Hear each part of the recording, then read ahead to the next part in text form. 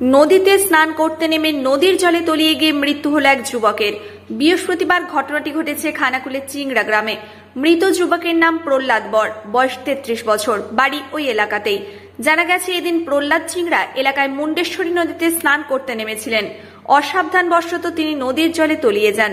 বেশ কিছুক্ষণের চেষ্টায় স্থানীয়রা নদীর জল থেকে তাকে উদ্ধার করে খানাকুল গ্রামীণ হাসপাতালে নিয়ে গেলে চিকিৎসক মৃত বলে ঘোষণা করেন।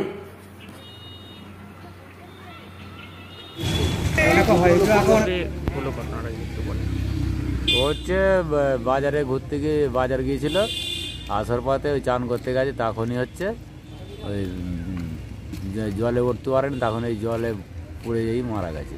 ওটা কোন নদী? ওই মুন্ডেশ্বরী নদী আমাদের। প্রতিদিনই কি স্নান করতে যাই? হ্যাঁ, প্রতিদিনই চান করতে যাই। কাল কখন হয়েছে দাদা? কালকে ওই 3টে নাগাদ। কারা উদ্ধার করে, দেখতে পায় কারা দাদা?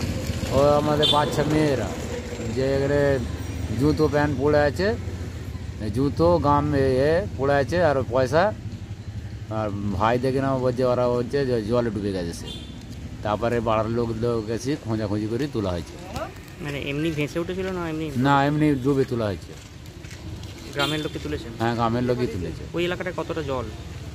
ওই তো বিশাল জল, নদী বড় জল আছে। বড় মাদের কাছে? হ্যাঁ, বড় মাদের রঞ্জিত পাড়ি 200 গ্রাম। কি নাম যিনি মারা গেছেন? প্রহ্লাদ বর। বাড়িতে কে কে আছেন ওরা? বাড়িতে আছে দাদা, বৌদি, ভাইজি, বাবা মা। উনি বিয়ে করেননি? না, বিয়ে করেননি। কত বয়স হবে আনুমানিক দাদা? 33। আপনি কে হন দাদা? আমি দাদা তার। কি নাম দাদা আপনার? মহাদেব বর। ওখান থেকে নিয়ে গিয়ে কাল কোথায় প্রথম গিয়েছিলেন হসপিটালে? খানাকুল। ওখানে ডাক্তার কি বললেন? ডাক্তার বললো মারা গেছে। মানে দুপুরে ঘটনাটা ঘটেছে, কখন আপনারা জানতে পেরেছেন মোটামুটি? তাও জানতে পেরেছি তখন আমরা কেউ বাড়িতে থাকিনি, আমরা সব কাজে গেইনি। বাবা মা থাকেন, বাবা মা গেলো ছাগল মাঠে, মেয়ে স্কুল গেল, এসে দেখলাম যে ওই ব্যাপার। সন্ধ্যে নাগাদ শুনেছেন নাকি? হ্যাঁ, শুনে গেছি। ধরো না তখন 4টে,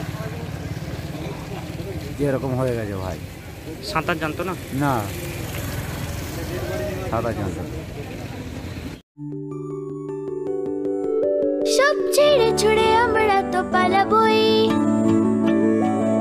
ফুল স্পিডে দৌড়ে যাবই। আমরা খেলবো, শিখবো, পড়বো, নাচবো, নতুন বন্ধু পাতাবই।